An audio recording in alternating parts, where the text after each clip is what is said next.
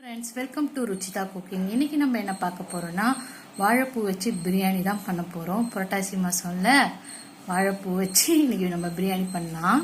இந்த வாழைப்பூ வயிற்றில் இருக்க பூச்சிகளை கொல்லும், ரத்த சோகைக்கு நல்லது, நம்ம வயிற்றில் இருக்க புண்ணெல்லாம் கூட ஆற்றும். வாரத்தில் 2 வாட்டி எடுத்துக்கோங்க, உடம்புக்கு ரொம்ப நல்லது. இதை வச்சு நம்ம இப்போ பிரியாணி எப்படி பண்ணலான்னு பார்க்கலாம். முதல்ல வாழைப்பூவை க்ளீன் பண்ணிவிட்டு மோர் கலந்த தண்ணியில் போட்டு வச்சுக்கலாம், அப்போ தான் கருக்காது.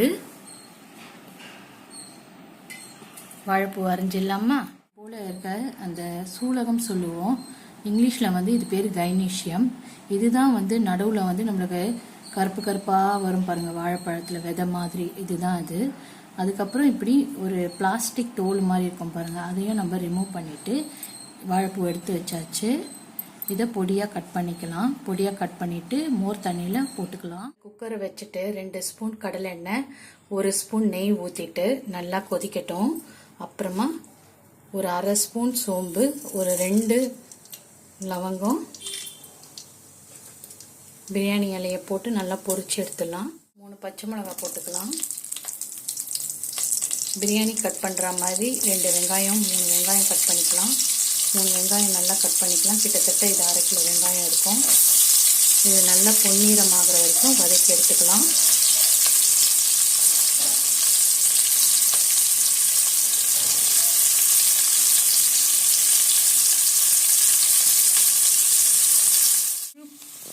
பூண்டு 2 பெருசு, அப்புறம் ஒரு பெரிய துண்டு, ஒரு நெல்லிக்காய் சைஸில் ஒரு இஞ்சி, இது எல்லாத்தையும் க்ளீன் பண்ணிவிட்டு நல்லா பேஸ்ட் மாதிரி அரைச்சி போட்டுக்கலாம்.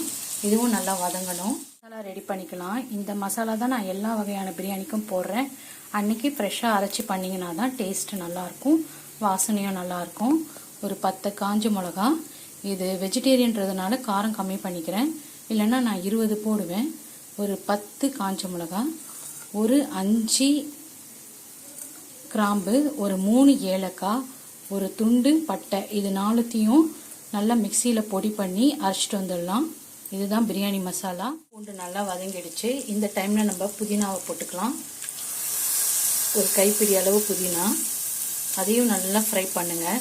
இந்த பிரியாணி எந்த அளவுக்கு அந்த மசாலாலாம் ஃப்ரை ஆகுதோ அந்த அளவுக்கு உங்கள் பிரியாணி டேஸ்ட்டாக இருக்கும். நல்லா ஃப்ரை பண்ணுங்கள், பச்சையாலாம் பண்ணிடாதீங்க, நல்லா இருக்காது. இதையும் நல்லா ஃப்ரை பண்ணிவிட்டு இது கூட 2 தக்காளி தான் நான் போடுறேன், ரொம்ப புளிப்பாயிட போகுதுன்னு 2 தக்காளி தான் போட்டிருக்கேன். அதையும் போட்டு நல்லா தக்காளி போட்ட இடமே தெரியாத அளவுக்கு ஃப்ரை பண்ணிட்டு வந்துடலாம். நல்லா வதங்கிடுச்சு. இந்த ஸ்டேஜில் நம்ம அரைச்சி வச்ச அந்த மசாலாவை போட்டுடலாம், பிரியாணி மசாலாவை.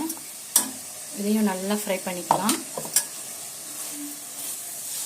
நான் 2 கிளாஸ் அரிசியை ஒரு 1/2 மணி நேரம் முன்னாடியே எடுத்து வச்சுட்டேன். 1/2 மணி நேரம் முன்னாடி எடுத்து வச்சுட்டு அதை நல்லா கழுவிட்டு ஒரு 3 கிளாஸ் தண்ணியில் ஊற வச்சுருக்கேன். 2 கிளாஸுக்கு 4 கிளாஸ் தண்ணி. 1 கிளாஸ் நான் தயிர் ஊற்ற போகிறேன். 1 கிளாஸ் நல்லா திக்கான தயிர் ஊற்றிக்கலாம்.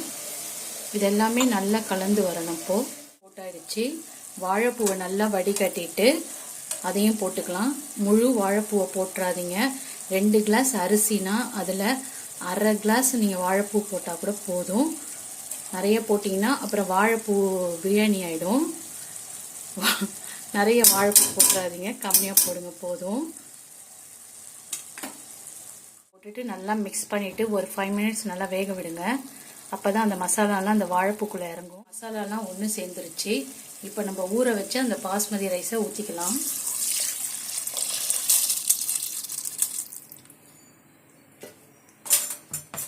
அரிசியை நல்லா அந்த மிக்சரோட கலந்தாச்சு. ஒரு 1/2 எலுமிச்சம்பழம் பிழிஞ்சிக்கலாம். அப்போ தான் பிரியாணி அரிசி ஒன்றோட ஒன்று ஒட்டாமல் வரும்.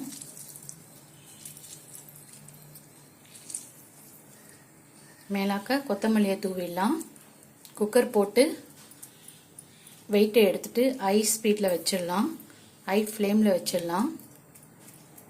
அதுக்கப்புறம் மேலே கேஸ் ரிலீஸ் ஆன பிறகு குக்கரை இது ஸ்லோ பண்ணிவிட்டு ஒரு 10 நிமிஷத்துக்கு ஸ்டீம் விடலாம். பண்ணிவிட்டு ஹை ஸ்பீடில் வச்சுக்கிறேன்.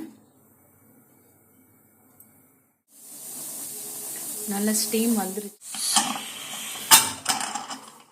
இன்றைக்கி நம்ம என்ன செய்ய போகிறோன்னா கத்திரிக்காய் தொக்கு தான் பண்ண போகிறோம்.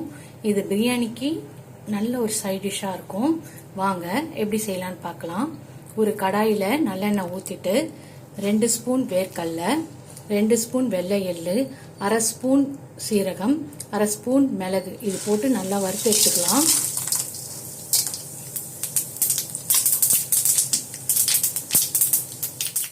இதை எடுத்துகிட்டு போய் நம்ம மிக்சியில் பொடி பண்ணிட்டு வந்துடலாம். அடுப்பில் கடாய் வச்சுட்டு நல்லெண்ணெய் ஊற்றிட்டு நல்லா கொதிக்க வச்சிடலாம். அது கொதிக்கும் போது 1/2 ஸ்பூன் மிளகு, 1/2 ஸ்பூன் கடுகு போட்டு நல்லா பொரிய விட்டுடலாம். இந்த டிஷ்ஷுக்கு நம்ம நல்லெண்ணெய் தான் பயன்படுத்தணும். நிறைய டிஷ்ஷுக்கு நம்ம நல்லெண்ணெய் தான் பயன்படுத்துகிறோம். நல்லெண்ணெய் பயன்படுத்துறது ரொம்ப நல்லது. முக்கியமாக பெண்களுக்கு அந்த இடுப்பு வலி, மென்சஸ் ப்ராப்ளம்லாம் கொஞ்சம் கம்மியாகும். முடிஞ்ச அளவுக்கு செக்கில் ஆட்டின நல்லெண்ணெயாக பார்த்து வாங்கிக்கோங்க. எந்த எண்ணெயுமே இப்போது சரியில்லை தான், கொஞ்சம் பார்த்து வாங்கிக்கோங்க.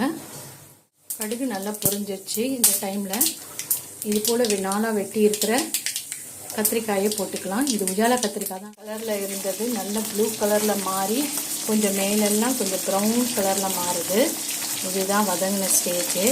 இந்த ஸ்டேஜில் 1/2 ஸ்பூன் மிளகாத்தூள் போட்டுக்கலாம். தேவைக்கு உப்பு போட்டுக்கலாம். போட்டுட்டு ஒரு நெல்லிக்காய் சைஸ் புளியை நல்லா கரைச்சி ஊற்றிக்கலாம். புளி தான் இதோட டேஸ்ட்டே.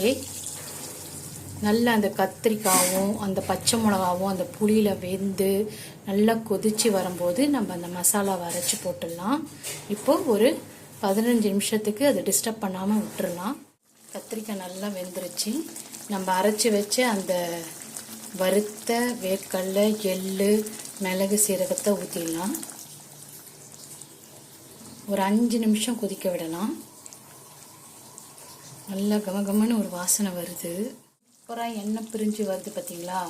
இந்த டிஷ்ஷுக்கு கொஞ்சம் நல்லெண்ணெய் சேர்த்தா தான் நல்லா டேஸ்ட்டாக இருக்கும். இந்த தான் லாஸ்ட்டு ஸ்டேஜு.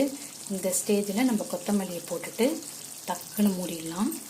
அப்போ தான் அதோடய ஃப்ளேவர் இறங்கி இன்னுமே நல்லாயிருக்கும். அவ்வளோதான், கத்திரிக்காய் தொக்கு ரெடி ஆயிடுச்சு. பார்த்துடலாம். காலிஃப்ளவரை சின்ன சின்னதாக கட் பண்ணி சுடு தண்ணியில் போட்டு ஒரு 10 நிமிஷம் வச்சுருக்கலாம். அப்போ தான் அதில் புழு எதுனா இருந்ததுன்னா போயிடும். அதுக்கு மசாலா பார்த்துடலாம். 2 ஸ்பூன் கடலை மாவு, ஒரு 1/2 முடி எலுமிச்சம்பழம், கொஞ்சம் உப்பு, கார்ன்ஃப்ளவர், 1 ஸ்பூன் மிளகாத்தூள்.